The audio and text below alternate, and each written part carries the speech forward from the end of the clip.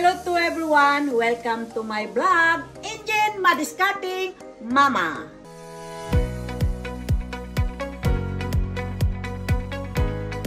Good afternoon to everyone! I'm back, Indian Madiscarding Mama. It's almost 12 o'clock here in Norwegian time.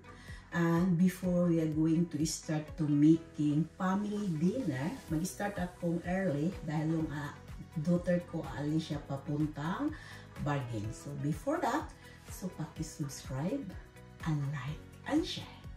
So we are going to make butter fried chicken. Mayroon akong chicken breast.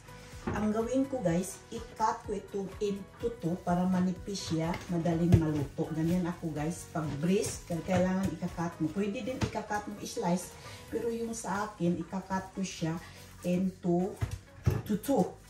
Parang madali siyang maluto. Yan. That is it.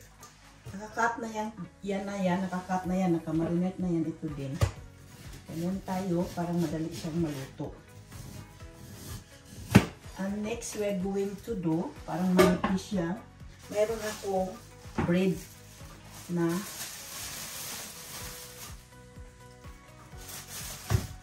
plastic. And then, i-press mo lang dito, guys. Press this.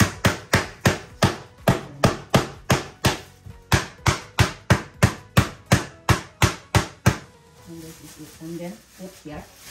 Lagay natin dyan. And the same din, guys. Ganyan lang. The same.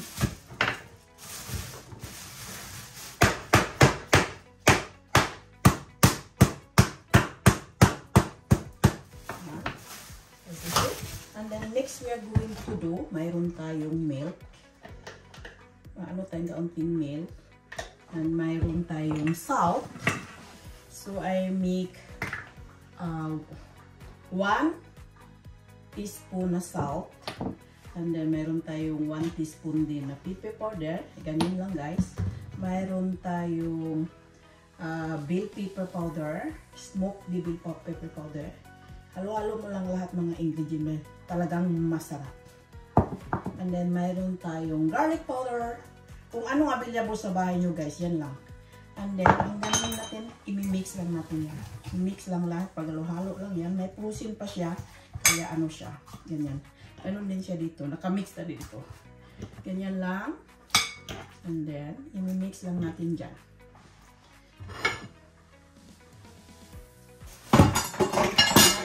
Natin dyan. At mayroon tayong tempura. Gumamit lang akong flour. Cornstarch. The same as usual then. Half teaspoon na salt. Half teaspoon na pepper powder. Half teaspoon na bell pepper. And the garlic powder. So, ihalo mo lang yan guys. Tapos, i-dip mo yan mamaya. So, see you later.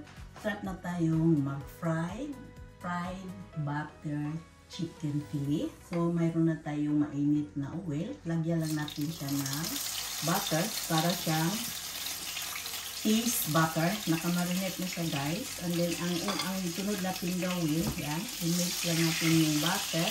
And this is dip into here. Yan. Ganyan lang. I-dip mo lang yan sa flour.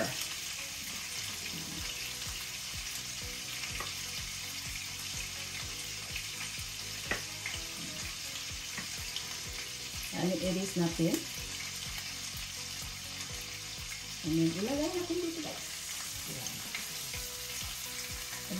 Same as usual lang guys. Tuloy-tuloy lang ang paggawa. Ganyan lang.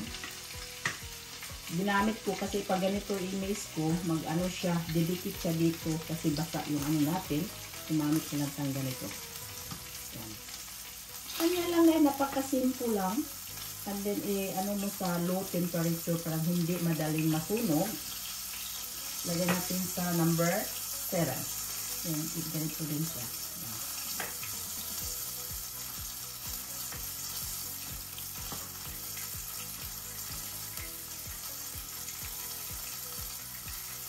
Ganito lang mag-fry dahil madali, ma-easy at masarap ito guys. Crispy. So, this is for dinner. Pero madali na, maaga akong nagluto dahil magbaon yung anak ko. Yan. So, that is it. Ganito siya.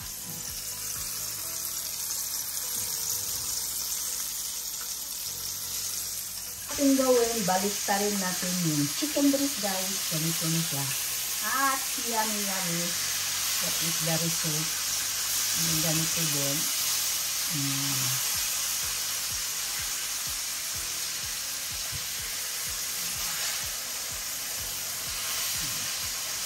That is it. So, ganito na siya, guys. Yan. That is it. Yan.